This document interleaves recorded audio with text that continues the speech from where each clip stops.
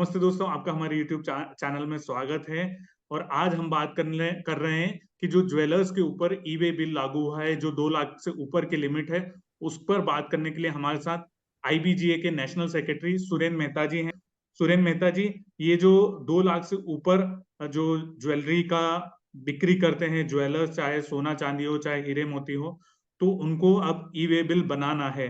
तो इसको थोड़ा सा हमें समझाइए कि क्या कुछ ज्वेलर्स को करना है। देखिए, सरकार ने 4 अगस्त को एक रूल नोटिफाई किया है। उस रूल को नोटिफाई करने के हिसाब से ई वे बिल, केंद्र सरकार ने ये कहा कि जेम ज्वेलरी सेक्टर पे जो ई वे बिल लागू होगा वो हर राज्य सरकार के डिक्लेरेशन पे ही होगा। मतलब यदि महाराष्ट्र में ई वे बिल लागू होना है तो महाराष्ट्र सरकार को उसे नोटिफाई करना पड़ेगा। वैसे हर राज्य सरकारों को ये पावर दिए गए हैं कि आप E way bill gem jewellery sector पे नोटिफाई कर सकते हैं। लेकिन मैं बता दूं, आज दिनांक 10 अगस्त तक एक भी 11 अगस्त तक एक भी ई वे बिल नोटिफाई किसी भी राज्य सरकार ने नहीं किया, इसलिए इसमें कोई डरने वाली बात नहीं है। और साथ ही साथ ये ई वे बिल जो लागू भी होगा तो सिर्फ उसी राज्य में माल के मूवमेंट के लिए लागू, किसी एक राज्य से दूसरे राज्य में जेम ज्वेलरी ले जाने के लिए ये ई वे बिल लागू नहीं होगा।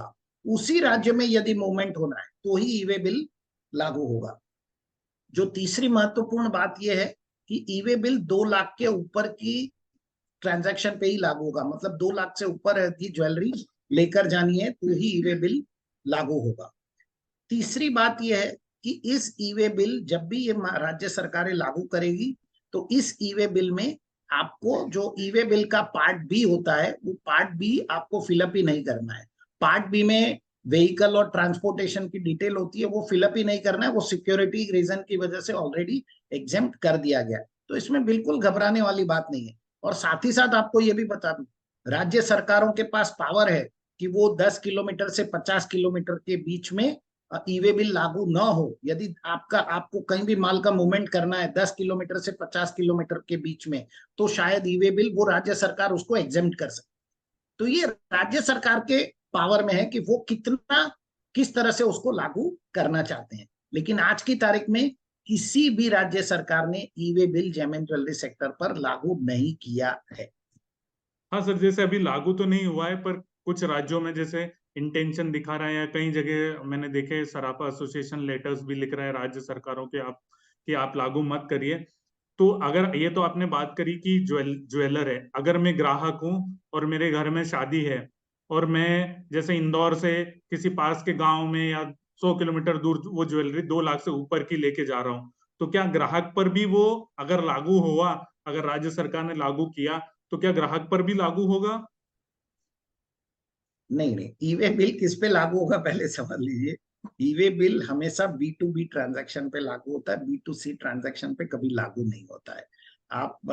मैं आपको बहुत सिंपल समझाता हूँ कि जैसे E way bill supply of goods पे लागू होता है। आपने कहीं हॉलमार्किंग के लिए माल भेजा तो लागू होगा, आपने लेबर जॉब के लिए माल भेजा तो लागू होगा, या किसी अनरजिस्टर्ड लेबर से वापस माल आपके पास आया तो लागू होगा। और ई वे बिल यदि कोई आप किसी ग्राहक को माल बेचते हो तो जो ई वे बिल बनाना जिसको है, वो तो जो ज्वेलर है, जो रजिस्टर्ड ज्वेलर है जीएसटी में, वो बनाएगा।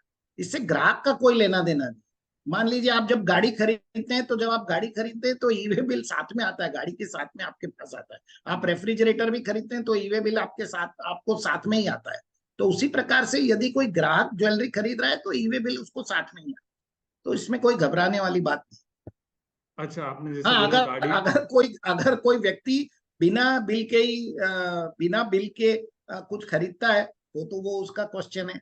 हाँ, लेकिन यदि आप कोई पर्सनल मूवमेंट करते हैं, मान लीजिए कि मैं पर्सनल मेरे घर से मेरी कोई दूसरे रिलेटिव के घर पे ज्वेलरी लेके जा रहा हूँ तो उस पर कोई ईवे बिल लागू, क्योंकि तो मैं सर तो ये, रजिस्टर्ड डीलर ही नहीं हूं तो मुझे कैसे ईवे बिल लागू। हाँ, एक ये आपने अच्छी बात कही कि जो लोग जैसे जिनका 40 लाख से कम का टर्नओवर है और जो जीएसटी में रजिस्टर्ड नहीं है, तो उन लोगों के लिए इसकी कोई बाध्यता नहीं है। नहीं नहीं, वो रजिस्टर्ड डीलर हैं, उनके लिए भी वो केंद्र राज्य सरकार तय करेगी कि क्या उनके लिए ई वे बिल लागू होगा या नहीं होगा। मैं अनरजिस्टर्ड डीलर की बात कर रहा हूँ। यदि आप पर्सनल मूवमेंट ऑफ ज्वेलरी करते हैं तो उस पे ई वे बिल कभी भी लागू नहीं होता। मान लीजिए कि मैं अपना रेफ्रिजरेटर मेरे कोई रिलेटिव के इधर ले जा रहा हूँ, या मैं अपना टीवी या लैपटॉप कोई रिलेटिव के इधर ले जा रहा हूँ, तो उस पे ई वे बिल लागू नहीं होगा। इसलिए नहीं लागू होता क्योंकि मैं रजिस्टर्ड डीलर ही नहीं।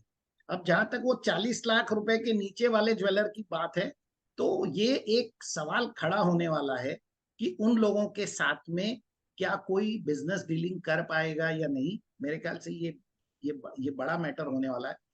नहीं, पर कई कई जगह जैसे छोटे गांव कस्बे हैं, वहां पर छोटे ज्वेलर भी होंगे।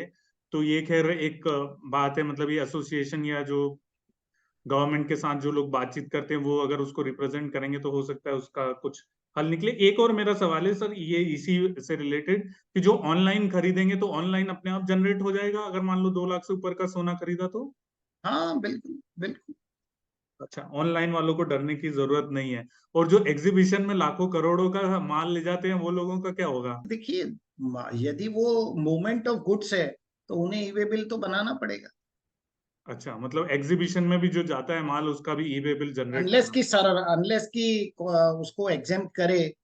फिलहाल तो ऐसा कोई एग्जेम्पशन का प्रावधान नहीं है ई वे बिल का। हॉलमार्किंग में एग्जेम्पशन का प्रावधान है। यदि आप किसी भी सरकारी प्रदर्शनी के अंदर माल लेकर जाते हैं, सरकारी प्रदर्शनी, और माल वापस लेकर आते हैं, तो आपको माल को हॉलमार्किंग कराने की जरूरत नहीं। लेकिन ई वे बिल में किसी ऐसा प्रावधान नहीं।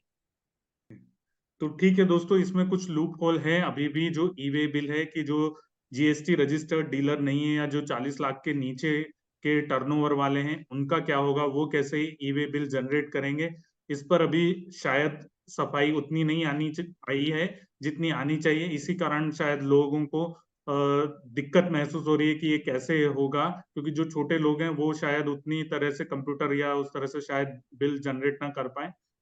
तो मेहता जी, आपका बहुत बहुत धन्यवाद।